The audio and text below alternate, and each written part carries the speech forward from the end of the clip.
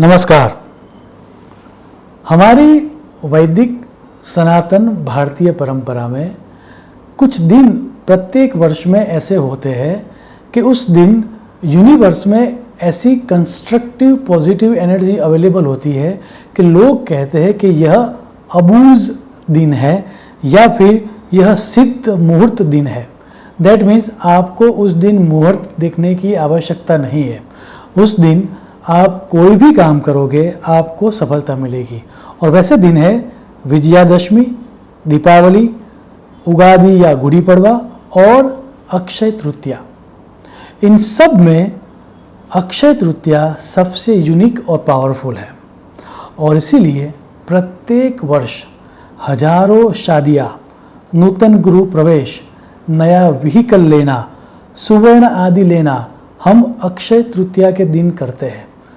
आज का वीडियो इसी के बारे में है कि ऐसी कौन सी यूनिक घटना अक्षय तृतीया के दिन हो रही है और उस दिन का इतना महत्व क्यों है।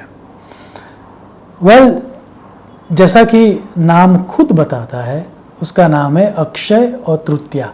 तृतीया मीन्स वैशाख शुक्ल तीसरी तिथि। दैट मीन्स वैशाख शुक्ल तृतीया, उसको कहा जाएगा अक्षय तृतीया। लेकिन अक्षय जो आगे प्रीफेस लगाया गया, उपसर्ग लगाया गया, उसका इम्पोर्टेंस बढ़ जाता है। अक्षय का अर्थ ये होता है न क्षय इति अक्षय। दैट मीन्स जिसका नाश नहीं होता वह अक्षय है। अर्थ उसका ये हुआ कि उस तृतीया के दिन हम जो भी शुभ कार्य करेंगे, दान देंगे, पितरों के लिए कुछ करेंगे, देवताओं के लिए कुछ करेंगे या अपने कल्याण के लिए कुछ करेंगे या फिर समाज के वेलफेयर के लिए, उत्कर्ष के लिए, समाज उत्कर्ष के लिए कुछ करेंगे, उन सभी कर्मों से जो फल मिलेगा उसका नाश नहीं होगा। वह फल हमें लंबे समय तक मिलता रहेगा और इसीलिए वैशाख शुक्ल तृतीया को अक्षय तृतीया कहते हैं। मदन रत्न नाम के ग्रंथ में स्पष्ट श्लोक दिया गया है। अस्याम तिथौ क्षय मुपर्ति हुतम न दत्तम तेना क्षयति कथिता मुनि भीहि तृतीया उद्दिश्य देव पितॄन् क्रियते मनुष्यैहि तत च अक्षयम भवति भारत सर्वमेव। अब ध्यान से, पुराणों में अक्षय तृतीया को अखातीज भी कहा गया है और उसके बारे में बहुत सारी कहानियाँ पुराणों में है।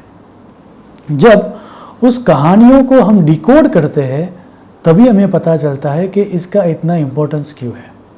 सबसे पहले और सबसे जो फेमस है, स्कंद पुराण एवं भविष्य पुराण में ऐसा उल्लेख है कि वैशाख शुक्ल पक्ष की तृतीया को भगवान विष्णु ने परशुराम के रूप में जन्म लिया।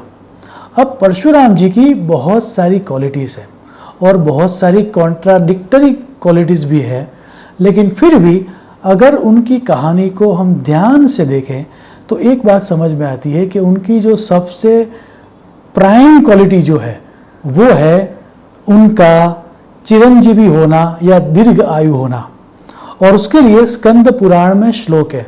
स्कंद पुराण में एक श्लोक है जो कहता है कि 7 लोग हैं जो चिरंजीवी है, दीर्घजीवी है। आप श्लोक देखें। अश्वत्थामा बलिर्व्यासो हनुमानश्च विभीषणः कृपः परशुरामश्च सप्तेते चिरजीविनः। अर्थात ये 7 लोग जो है वह चिरजीवी है।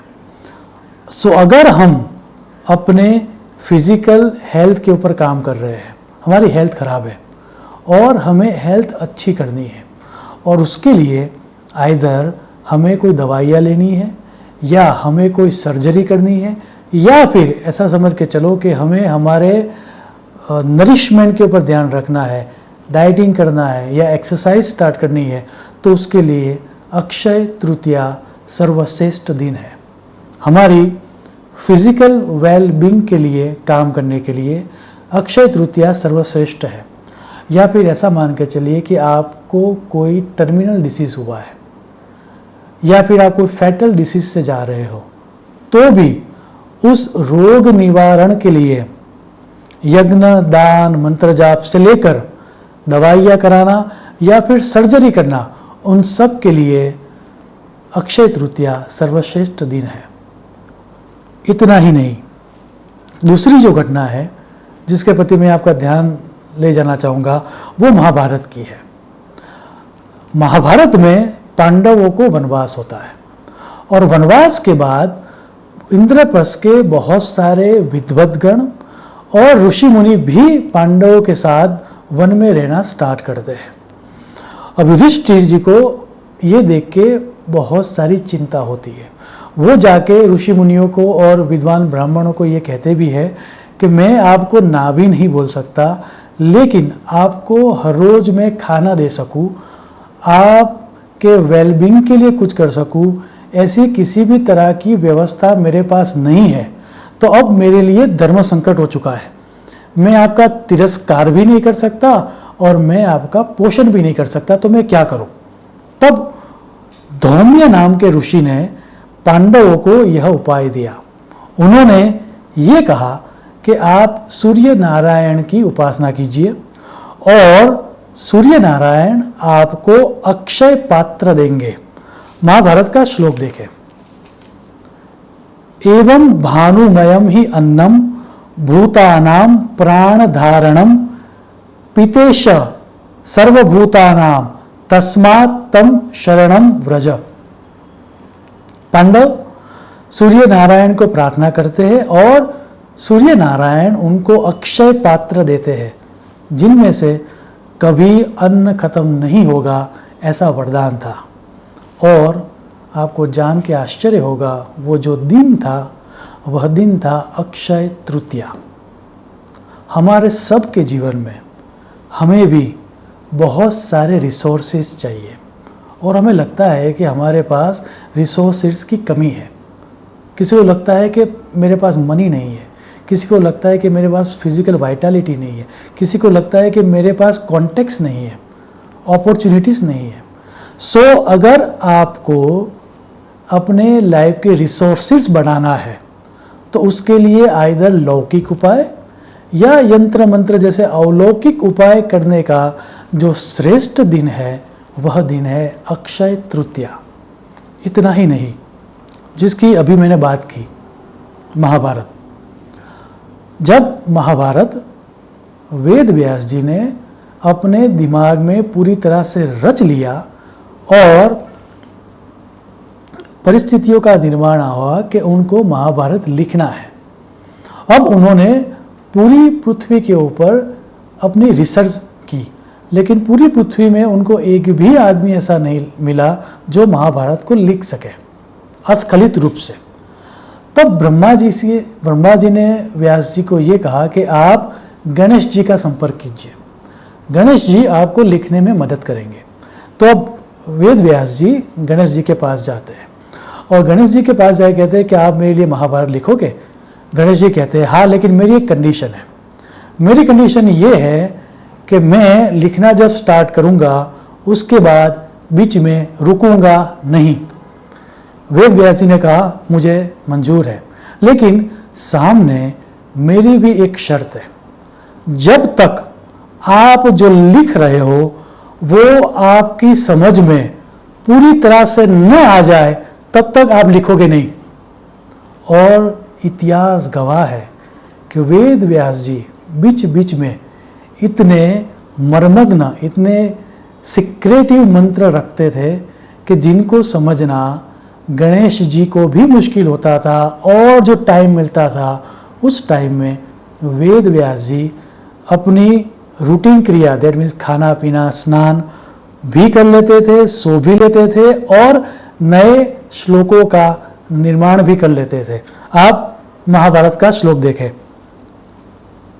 सर्वज्ञोपि गणेशो यत् क्षणमास्ते विचारयन् तावत् चकार व्यासोपि श्लोकान अन्यान बहुनापि।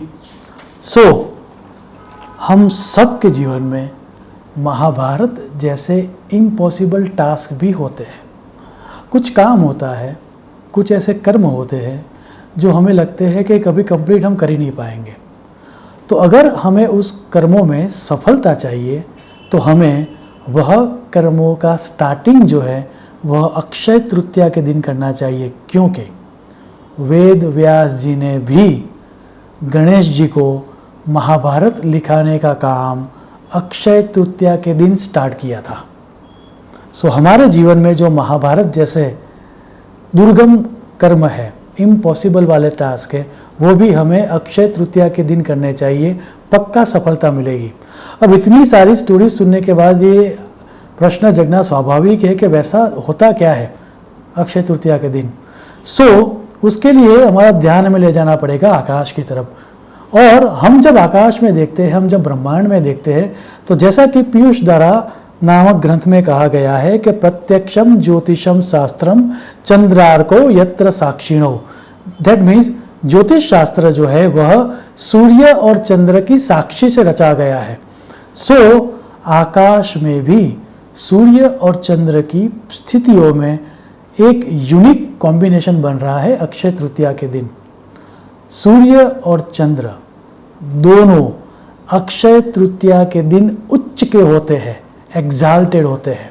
सूर्य अपनी मेष राशि में उच्च के होते हैं और चंद्र अपनी वृषभ राशि में उच्च के होते हैं।